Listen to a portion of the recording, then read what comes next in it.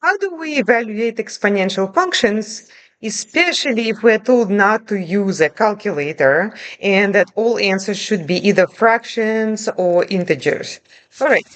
In this case, we got 4, and then we multiply that by 5 to the power x. So let's say that x is 0, because that's the easiest one. You need to remember that anything to the power 0 is always 1. Unless that something is 0, then it's actually undefined, but most of the time that's not going to happen. And of course, this doesn't happen here. And so we've got 1 here, and 4 times 1, that's going to be 4. So this is 4. The next one is, what about if it's power 1? Well, raising to a power 1 doesn't change the number. This will just be 4 times 5, which is 20. Okay, how about if it's power 2?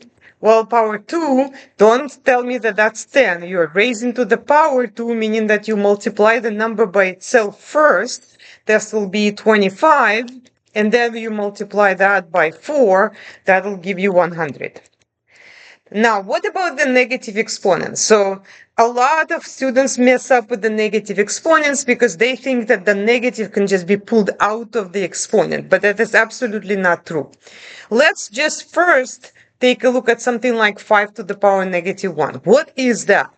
Okay, negative power, to get rid of the minus in the power, you need to move the expression to the bottom.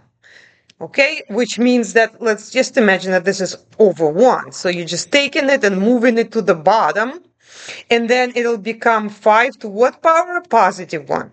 Negative 1 switches to positive 1 if it's on the bottom. And that just means it's 1/5.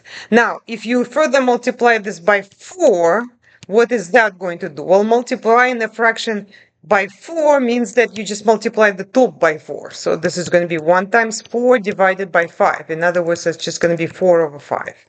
Okay, so this is going to be 4/5.